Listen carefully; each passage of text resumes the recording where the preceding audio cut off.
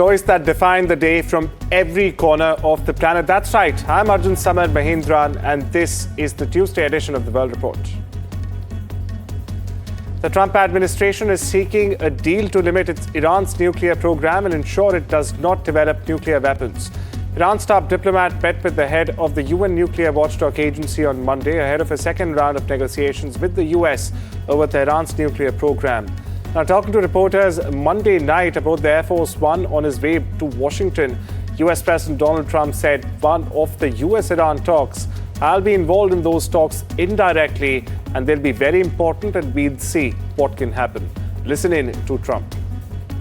So I'll be involved in those talks indirectly, and they'll be very important, and we'll see what can happen. It's been typically Iran's a very tough negotiator. They're good negotiators, or bad negotiators. I would say they're bad negotiators because we could add a deal instead of sending the B-2s in to knock out their nuclear potential. We had to send the B-2s. I hope they're going to be more reasonable. They want to make a deal. I've been told that a deal is next to impossible. No, I think they want to make a deal. I don't think they want the consequences of not making a deal. They want to make a deal. Well, we stay with the US where President Donald Trump has said that, quote, he has nothing to do with Jeffrey Epstein aboard the Air Force One on Monday evening. Trump told reporters that other people had in fact been pulled in after being named in the Epstein files, and he mentioned former President Bill Clinton at that. Listen in. Nothing to hide. I've been exonerated. I have nothing to do with Jeffrey Epstein. They went in hoping that they'd find it and found just the opposite. I've been totally exonerated. In fact, Jeffrey Epstein was fighting that I don't get elected with some author, a sleazebag, by the way. And I've been totally exonerated. No, they're getting pulled in, and that's their problem. I don't know, they're going to have to see what happens. But I watched her in Munich, and she seriously has struck arrangements in. Do you think that she should publicly testify? You know, I've been totally exonerated on Epstein, and it's really interesting because they've been pulled in. Think of it, they've been pulled in. Clinton and many other Democrats have been pulled in, yeah. Now we take you to Eurasia, where Ukraine's Volodymyr Zelensky said on Monday that according to intelligence reports, Russia is, quote, preparing new massive strikes on energy. Now, any delay in supplying air defense missiles, any untimely delivery works for the scaling up of damage from strikes, said Zelensky in his nightly video address. That's right, he also urged partners to understand that the more of this evil comes from Russia, the harder it will be for everyone to reach any agreements with them. Adding that first and foremost, this concerns the United States. Meanwhile, a Ukrainian delegation was heading to Geneva on Monday for another round of US brokers' talks with Russian officials. Here's Zelensky for you. Розвідка доповідає про підготовку росіян до подальших масованих ударів по енергетиці. Треба, щоб ППО було налаштовано правильно. Російські атаки постійно, якщо так можна сказати, еволюціонують. Зло теж розвивається, на жаль. Це комбіновані удари, які вимагають особливого захисту, відповідної підтримки від партнерів. Будь-яке гальмування ракет для ППО, будь-яке невчасне постачання працює на масштабування шкоди від ударів. Well, now we shift our focus to the Middle East, where the United Nations has condemned the recent action by Israel to move ahead with measures to deepen its control over land in the West Bank. Spokesperson Stefan Dujarric for the UN Secretary General said that the action is not only destabilizing, but as recalled by the International Council of Justice, illegal and unlawful. Now, on Sunday, Israel announced it would resume a land registration process across the West Bank to require anyone with a claim to land to submit documents proving ownership. Now, rights group opined that the process could very well strip Palestinians of land they've lived on and farmed for generations, and also transfer vast swaths of land to the Israeli state control. Listen in. Secretary General condemns the Israeli government's decision on 15th February to resume land registrations procedures in Area C of the occupied West Bank. That follows a decision by the Israeli cabinet in May of last year. The decision could lead to the dispossession of Palestinians of their property and risks expanding Israeli control over land in the area. Such measures, including Israel's continued presence in the occupied Palestinian territory, are not only destabilizing, but as recalled by the International Court of Justice, illegal, unlawful.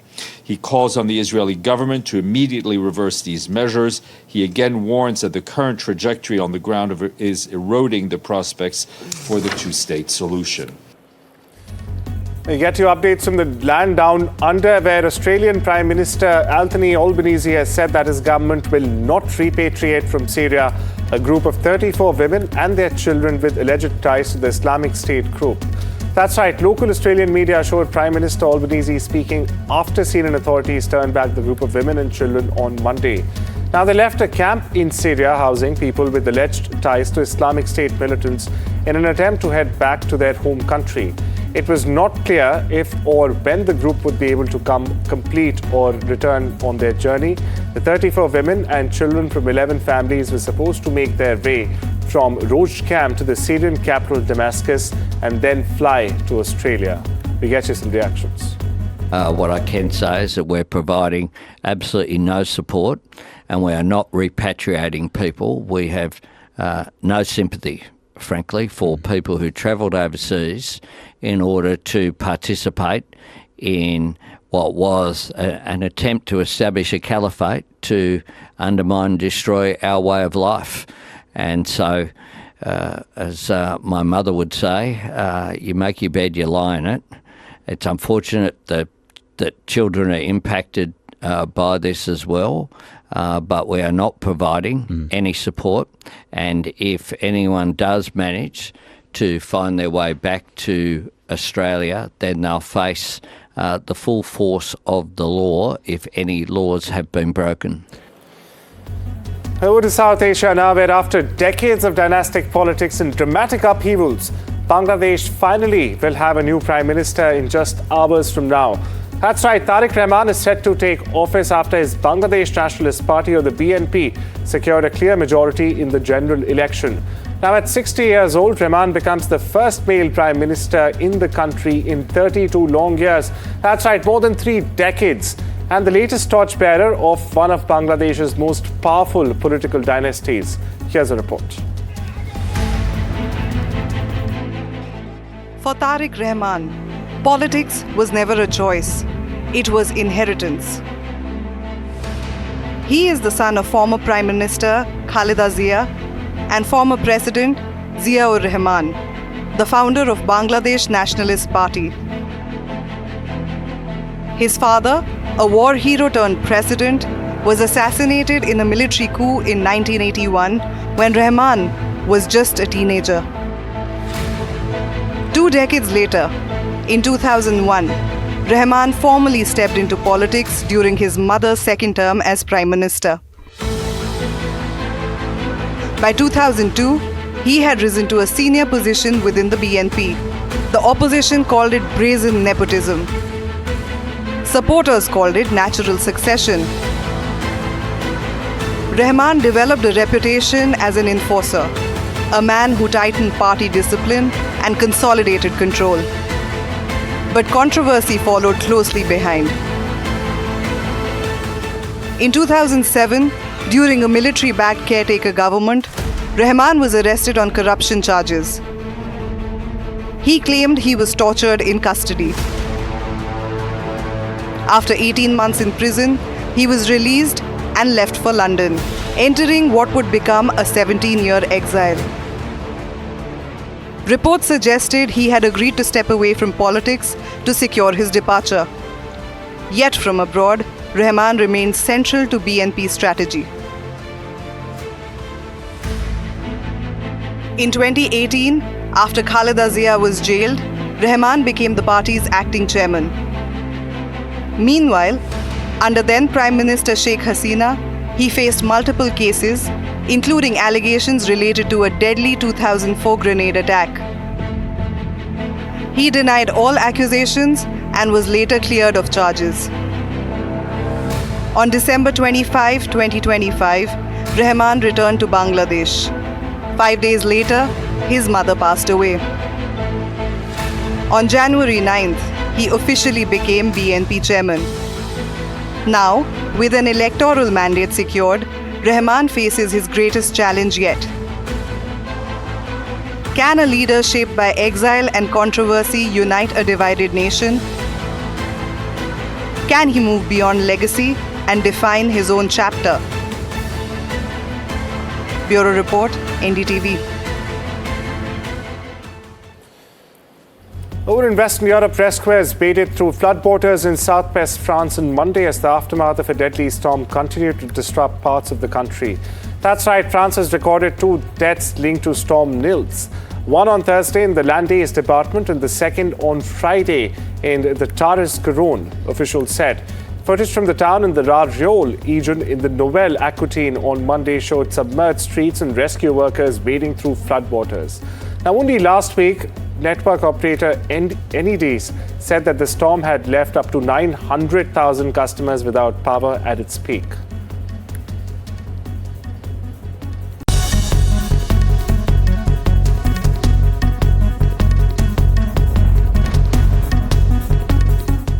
Welcome back. On to updates from the world of business and technology, where at the underway AI Impact Global Summit in New Delhi, Canadian provinces Ontario's Economic Development, Job Creation and Trade Minister Victor Fedeli struck an upbeat business-first tone, mind you, pitching his province as the very cradle of artificial intelligence, while also calling for deeper India-Canada cooperation on areas including technology, trade, and of course, talent amid the global economic churn.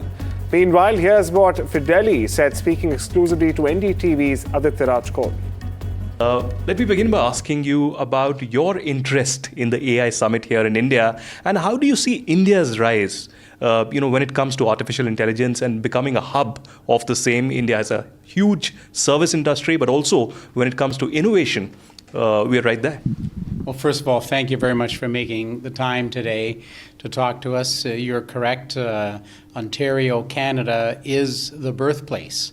It's the cradle of AI. Dr. Geoffrey Hinton just won his Nobel Prize last year for the discovery of machine learning. And since that time, Ontario has been at the forefront. And it's our duty. It's our duty to the people of Canada and to the people of the world to make sure that we're piercing forward. And that's why we have a place called the Vector Center in Toronto, yes, which is Dr. Hinton's baby as well. And we're pumping out through Ontario 86,000 STEM graduates every year in Ontario, about 1,100 AI master every year. This year there's 1,700 AI masters enrolled, so it's very important, and we're very proud of India for taking on this role of an AI summit. Today, India's focus has been on the global south, on the complexities of the artificial intelligence, and that's why these barriers are being removed. We have 75 countries coming in, a large participation from the global south as well. So do you think New Delhi could become, over the next 1 week, this melting pot of artificial intelligence, where more collaborations could be seen, one between New Delhi and Ontario? Well, we like to think Ontario will always be the center of AI, but that being aside, look, there's a tremendous amount of AI work being done here, very leading edge work in India. Very proud of the work that India is doing. In Ontario, we've passed legislation to make sure that we're transparent with the people of Ontario, and we think it's a model that should be discussed at this AI summit and used worldwide. I think there are some real models to learn, not just about the technical aspects of AI that we've always provided to the world, but of these new approaches to transparency. Well, we got more for you on the sidelines of the same AI summit. Ireland's Minister for Public Expenditure, Infrastructure, Public Service Reform and Digitisation, Jack Chambers, made a strong pitch for deeper India-Ireland engagement. Speaking exclusively to NDTV's Senior Executive Editor Aditya Rajkot, Chambers said Ireland views India as a critical long-term partner, particularly as global supply chains are being reshaped by tariff shocks, conflicts and, of course, economic uncertainty. Take a look. On the sidelines of the AI summit, I want to begin by asking you, how keen is Ireland to partner with India, and how do you see the overall summit here in New Delhi with participation from 70 different countries and a lot of emphasis not just on the regulations and ethics, but also the participation of the Global South. Look, we really welcome the summit that's here this week, but we're really ambitious on the back of the free trade agreement to really deepen ties with India. We've seen a 90% increase in trade in the last 10 years, and that was in the absence of a free trade agreement. Ireland, like India, is an open, enterprising economy. We want to have the best of talent and business come to Ireland in terms of embedding opportunities that come from the European Union bloc. I know this huge ambition in India to really leverage the opportunities of the free trade agreement. But we also want to ensure Irish businesses and enterprises can trade more with India and in India. So on the back of the free trade agreement, there's only going to be mutual benefit and growth between our two countries. And there's been immense people-to-people contact and cultural connect and bond between Ireland and India. But there's also the businesses who are improving ties between these two countries. So what kind of emphasis in future in the backdrop of this trade deal with Ireland and India play? What are the key sectors that are you potentially looking at when it comes to India? Well, it's obviously in tech, financial services, life sciences. We've prioritising investment, for example, in our semiconductor strategy, in our digital infrastructure. And we know a lot of the goods produced here in India will have new markets into the European Union. We've huge amount of innovation happening here, massive startup ecosystem, and a lot of that startup obviously want to trade within India, but also leverage the potential of the European Union. And Ireland is a welcoming place with fantastic international talent, some of whom are from India, some of whom are from elsewhere. We're a place that people want to live and work, and also with a favourable enterprise environment to allow that innovation to thrive in the European Union. So there's many sectors in which we can have shared collaboration. Anastasia Kucherova, a Russian living in Milan, voiced her opposition to Russia's war against Ukraine with a highly symbolic, if anonymous, act. Now, carrying the Ukrainian team placard during the opening ceremony of the Milan Cortina Winter Games, Kucherova was swathed in a long hooded silver puffer coat, her eyes covered with dark glasses, like all the other placard bearers for the 92 nations competing in the Olympics. But that's not it. The Ukraine sign was illuminated for the crowd to read. At first, the country assignments were going to be random, but later the choreographer asked if volunteers had preferences. And to no surprise, Kucherova chose Ukraine.